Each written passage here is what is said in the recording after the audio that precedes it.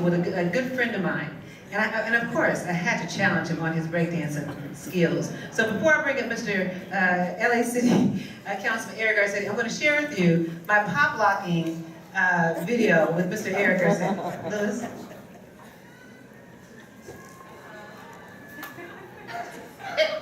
Why are you trying to baffle me?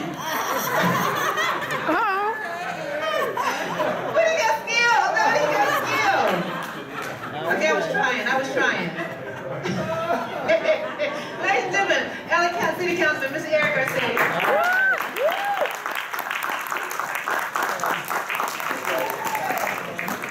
Why are you trying to battle me? You're trying to eat my face or something?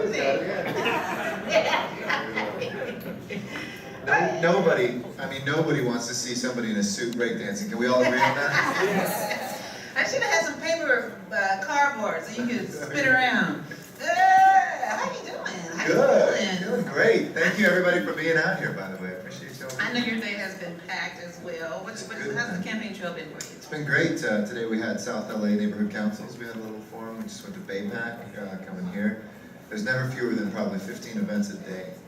I've been doing this for 611 days with 5 days off. I feel like you've been going on your refrigerator going like exactly, this. 10 days. Tomorrow we get to single digits, 9 days left. You nervous? No, I'm actually calmer every day. People have said, I'm not nervous by nature, but I'm feeling really grounded, very calm. I'm working extremely hard, but I'm sleeping well, and I've run the kind of campaign I wanted to run. That's all I can ask. All right, excellent. Now share with us a little bit about your background. I know you were born and raised in LA, and you grew up in South Los Angeles. So share with our audience a little bit about you. I grew up in the San Fernando Valley, actually, but my father's from South LA, my grandparents are from East LA, my mom's from West LA. I come to public service as somebody who believes deeply in the potential we each have to make change in the world around us. That's economic justice, human rights, the kind of two guiding principles for me. I'm a fourth generation native of Los Angeles. I believe in this city. I have a great faith in LA, not just as a symbol of what is possible, but as an incarnation of something that doesn't exist anywhere else. And I've been a teacher. I was a professor at USC and at Occidental College before I got elected. I'm in the United States Navy. I taught international relations and political science. So I went from the kind of abstract to more of the concrete when I ran for office 12 years ago, and I represent the heart of LA, and 6 of those 12 years I was city council president. Now, we all know you're Gil Garcetti's son. I heard that. So what was that like? What was that like growing up being Gil's son? Well, it's funny, I think a lot of people think I grew up with that. It was amazing being the son of both Gil and Suki Garcetti growing up, but Gil Garcetti didn't become Gil Garcetti until the year I graduated from college. So my father and my mother... Sorry? That was... In 1992 he ran. So it was the year I was graduated from college. So I didn't grow up as a young person with a famous father or a famous mother. And I respected my dad was asked to run for office earlier, but he said, I don't want to run while my 2 children are growing up. I want them to know who they are, have a good sense of who they are before I ever do that. So I was 22 when he first got thrust into the limelight. So how would you say you're different from your father? My father is kind of like first generation in some ways. His parents were immigrants here. He was the first in his family to graduate from college. He kind of was somebody who had to go out on his own, had to make his path. I had the blessing of 2 parents who had some success in life, but kind of taught me the lessons of making sure that I gave something back. I think I have as he would say, I'm a little bit more artistic than him, although now he makes his living with photography. So he wears like scarves and colorful socks all the time, and he's a producer on television. If you ever watch the show The Closer, or now it's called Major Crimes, he's one of the producers of that. So he's had a whole new incarnation, but my life was, he tried to get me to be a musician. My background's in music. He said, why don't you go into music instead of politics? But I guess I didn't learn anything watching him. Now, how do you do it with, especially black men's perception of your father being responsible for putting so many black men in jail? Well, my father grew up in a neighborhood that was predominantly, African-American, very mixed. He went to Washington High School. I think he's one of the best district attorneys in looking at crime prevention and intervention. It was as important to him to look at preventing people from going to jail as it was to make sure that people are held accountable for the crimes they commit. And he talked about things that nobody ever talked about, like child support, which if you look at child support, when people don't get payments on child support, that's one of the biggest drivers of poverty in this county. And he had the courage as a district attorney to start talking about that, talking about domestic violence, talking about dropouts, and starting a program to get kids who are chronic truants back into school. So I think he's very proud. I mean, you need a prosecutor who's going to make sure streets stay safe, but at the same time, you know, you need somebody who's going to do that in a caring way with a big heart, and I think he did.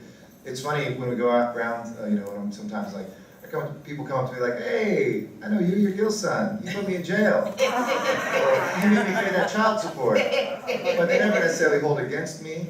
But also, if they love my father, I still have to prove myself. So I always find voters to be very fair. They're not going to vote for me or vote against me just based on my last name. Now, as y'all know, we're here today to talk about the Black agenda. So don't just give us a little opening statement on the importance of the Black agenda, especially during your administration, and how the community will be able to hold you accountable to that agenda. Absolutely. We had a great discussion this morning too at Angeles Vista Elementary School. You know, my background as an activist is rooted very much in African American and civil rights. Looking at, in college, I went to school at Columbia, and we did a lot of work, for instance, around Anita Hill and Clarence Thomas trials. I headed up a group called Black Men for Anita Hill. Now you might ask, what was this guy doing? Black Men for Anita Hill. It was my college supervisor, Carlton Long, who I was a teaching assistant for. Ben Jealous, who's now one of my dearest friends and president of NAACP, and two of us were students, and he came to the office and he said, what's that guy doing running Black Men for Anita Hill? And my professor, Carlton Long, said, well, somebody's got to do the work. So, you know, there was somebody who was able to give me the opportunity, whether it was standing up against the destruction of the Audubon Ballroom for Malcolm X, whether it was studying Black nationalism and living in Africa, whether it was dealing with issues of homelessness and economic decline in Harlem. That's kind of when I came of age politically. So for me, the Black agenda is not separate from my own agenda. It's not a part of my agenda, it is my agenda. And I would like to see us write a new chapter that gets beyond tokenism in city politics and the city hall. We're traditionally, we're working off a playbook, in my opinion, that's 4 decades old. It was important in the 70s when nobody was there. But I'm not interested in just saying, hey, I'm going to have a Black deputy mayor in charge of South Los Angeles. I'm interested in making sure that we have leadership at all levels of our departments, of my staff, and I've done that consistently. My district director is African American. He heads up my district office, period. My economic development director has been African American. She was heading up the entire area. Regardless of what your ethnicity is, 19 out of 20 of my staff members are either women or people of color or both. So you've gotten our binders of Blacks. Oh, I was going to say I quoted Romney, but we have, I think there's a difference between what we have right now, which is too often. I was talking to a minister who endorsed me the other day. He said, what do you need from me in South Los Angeles area? I said, my brother, I don't need to talk to you about what I need from you in South Los Angeles. I need you in Studio City. I need you in Brentwood. I need you in Boyle Heights. Nobody else puts themselves in a box that way, and you shouldn't either. So in terms of accountability, I want to write that next chapter. I want to write that next chapter that says, why have we never had an African American who heads up the Department of Water and Power? Why have we not been able to see folks in the mayor's office who are African American who aren't just taking care of South LA? What can we do to make sure that our commissioners, not just in, some of them have one, why can't we ever have 2 or 3 African Americans? So the accountability I have has always been metrics. I'll drive goals that reflect the population in terms of the diversity, but I also push that further and look at outcomes, not just kind of access. And one last thing on contracts for the city, you know, under Prop 209, with minority and women-owned businesses, we cannot often set quotas, but if there's a pattern practice of discrimination, we can. And I want the city of Los Angeles to get part of a study that the county is doing right now to look at what we know the numbers to be, which are way too small still and underrepresented for African American business owners. And then we can start, as mayor, I can take any contractor, say one that's doing the Crenshaw line or doing a big public works contract, and saying, we will establish some goals and make sure that we have workers as well as business people who come from the community getting a piece of that action. Let's talk about your life in City Council. Define your new district as it relates to the redistricting. It's 95% the same as it was, but it's basically between Hollywood and downtown. So it's Hollywood, Silver Lake, Echo Park, Atwater Village, northern stretches of Koreatown. The smallest district, one of the poorest. It's poorer than 2 of the 3 districts in South LA. It's poorer than the east side district, but it's had some of the most dynamic growth. I mean, people can go to Hollywood and see how different it is today than it was 12 years ago, which is evidence of the kind of work that I do. Now, from our last interview, what I learned is that you're very engaged with your constituents. I mean, you walk the streets of your district. You say you got holes in your shoes from walking the district. Yes. So how would you describe your approach to your district, and how would you translate that into running a full city? Well, you know, I think it's important that it start from the top, that you be accessible. You can't walk the whole city of LA now. No, I can try. Come out with me. I mean, one of the things I never stopped doing when I won my election is walking door to door. So as you mentioned, every month I go with a couple dozen people. So don't be surprised as mayor if I show up at your door. And once you overcome your fear of answering a door in Los Angeles, you realize I'm not trying to sell you anything or convert you to what time you something. coming? I'm hair can be wrapped. Well, maybe I'll make the numbers on your curve for you. Then we get the space and the place to have a real conversation. So I'm going to work out of different parts of the city. For instance, I'm going to work out of South Los Angeles. Not to show up for a press conference, not to show up for the big events. I'm going to work out of South LA consistently. I'm going to work out of San Pedro City Hall, Van Nuys City Hall. I'm going to continue walking. I'm going to continue doing office hours where people can line up and meet the mayor. You know, come in, you don't need an appointment. If you want to see the mayor, you don't have to wait through 12 doors and 15 staff members. I will be there and held accountable. I think it's really important that that comes from the top. So why do you like that type of closeness with your constituents? Well, it keeps you honest and it keeps you grounded. I mean, the things that are going on in the streets, the answers to our problems in the city don't exist at City Hall or in a think tank or in a, boardroom. They're on the blocks where people live. You all in this audience know your block better than anybody else. You all know the specific place that you work better than anybody else. And so government has to listen. And if you forget that, if you just surround yourself with the same people, you're never going to see what real people are feeling. I'm going to be on the trains, I'm going to be on the buses, I'm going to be on the streets. The day before the election, I just took the trains all day long and just talked to folks. Students with their bikes saying, hey, how can I get a bike on a train? Seniors who are saying it's so difficult I need more of a discount to be able to ride public transit. Folks who are looking for jobs, people going to and from work. You need that. And if you ever, it's so easy to be living in the bubble when you become an elected official. Everybody says, oh my gosh, you're so special, the honorable this. I want to pop that bubble every single day and be out there where real things are happening, where people can challenge me, where people can inspire me, where people can move me to action. You sound like the new Pope. Well, I am a Latino guy with a Italian last name, so we do have that in common. So one of the things that we talked about earlier, and even you can see it from the representation, but we had over 800 RSVPs, and we see the type of turnout that we have. But this is reflective of our local election process. I mean, we talked about how the city, not only just black people, but the city of Los Angeles didn't show up to the primaries. Why do you think that is? Why do you think, not only as a community, but as a city, that we're not taking our local politics as important as we do the federal elections or the national elections? Well, as I jokingly said the day after the election, I was so proud to come in first place and get 33% of the 40% of the 20% of the people that voted. Because only 40% are registered, only 20% turned out, and then only 33% voted for me. So I can call it a landslide, but that's 3% of the residents actually voted for me. And the winner of this election, to put that in perspective, will get about 6% of the population voting. So all I can say, well, there's three things. One, we need to have coverage and more opportunities like this, to have real dialogue. We need people to actually come together, answer questions, not just have the soundbite. Ms. Gruhl and I both have put out plans. I think mine are stronger, I think mine are more detailed. Obviously I wouldn't be running if I didn't think that I had something more to offer, but we both put them out there, but that never makes the headlines. It's the latest endorsement, it's the latest accusation, it's the latest ad. And of the time I've spent over the last 611 days, 95% of it has been real conversations with real people. So part of it is that we don't get the coverage that we need. Second, we need to change how we do our elections. I don't know why we make it so difficult to vote. I worked very closely with NAACP this past year on voter suppression in other parts of the country, and we saw where people are trying to change ID laws and all this stuff. I mean, it's almost like we're rewinding the clock a century. But why do we vote on Tuesdays? Anybody know why we vote on Tuesdays? It used to be, not going to talk on Tuesday. I like that. You want to talk on Tuesdays after we vote? Talk on Tuesdays, that's what I'm saying. But the reason is it used to be Women's Wash Day, and women couldn't vote. What? So the men could go and vote, the women could go wash. It's a historical anachronism. We should have weekend voting. We should do online voting. We should have, everybody should be mailed a ballot that they can take to someplace close. I mean, we should be trying, I think in 10 years we'll look back and say, you mean you didn't vote on the internet? You had to get up and go someplace? And we should keep those opportunities because people fought for access. We should make sure there's neighborhood drop-offs and do all of that.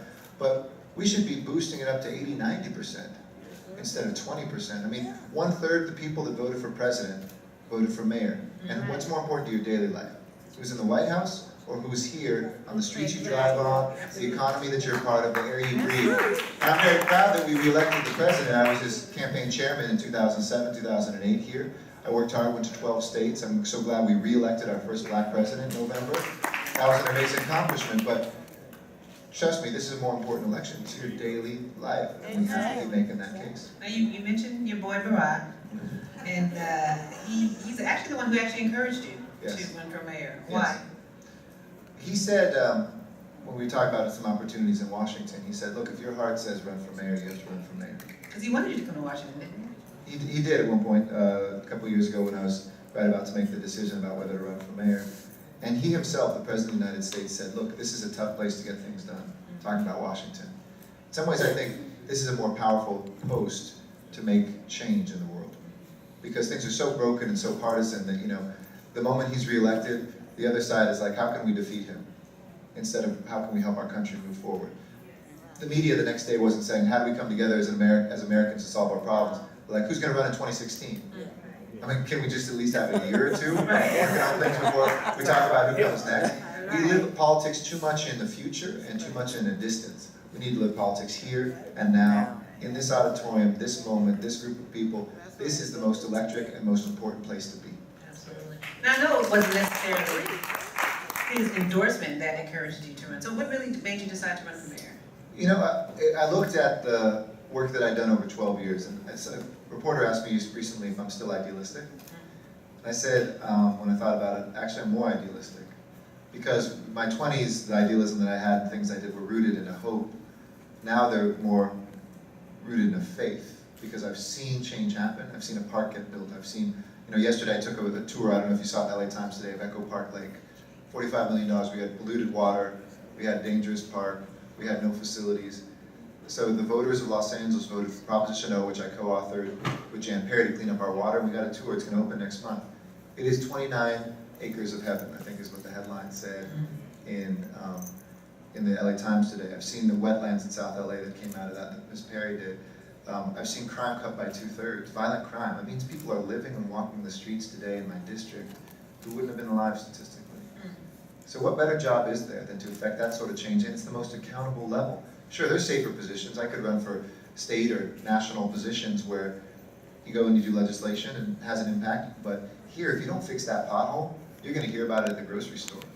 Or you're going to feel it in your own car. I mean, you're self-accountable. And I love that, because the flip side is if you do something right, that park that I got to build, I get to take my little baby daughter to and experience it in an immediate way. So running for mayor for me was I knew I had the knowledge, I knew I'd made the difficult decisions. There are good people in the race, but I felt I could bring something different to the race than anybody else did.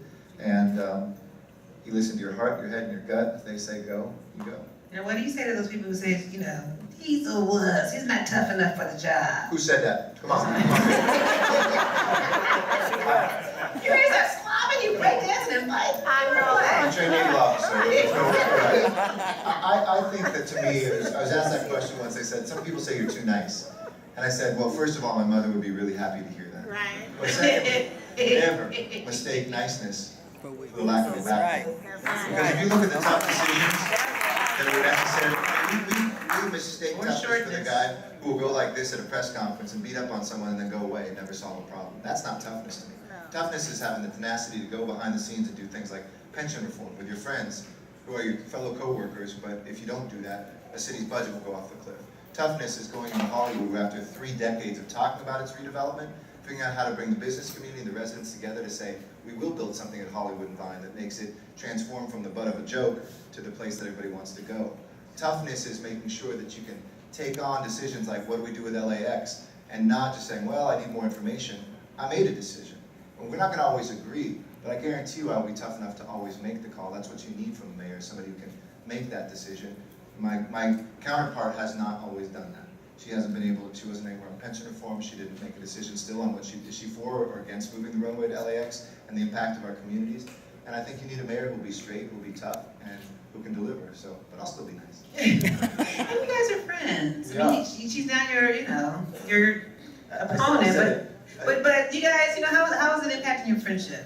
Well, I said that today. I said we've been friends before, we'll be friends afterwards. It's probably not the high point of our friendship this week. Because, you know, it took 8 weeks of, look, negative ads are fine because sometimes they have necessary comparisons or truths, but one thing I'm very proud we've not done this campaign is character assassination. And you cannot do that. You cannot lose your soul. Why did you decide not to do that? I'm not capable of doing it. I know her to be a good person. And there's commercials she has out there that says, you know, in it for himself. please, she knows me.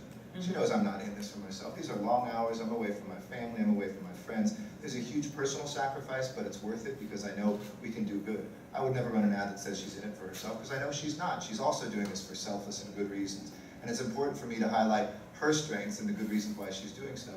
There's a mailer that went out from allies of her that said, I own an oil company that's causing cancer to children. My parents survived cancer 4 times between the 2 of them. Wow. I don't own an oil company. I'm looking still for the paperwork, because if I do, I'll take you all out for dinner. That level of attack, there's no place for that. And to your earlier question, why does nobody vote? Because they get 15 mailers saying, you know, nasty things. That's true.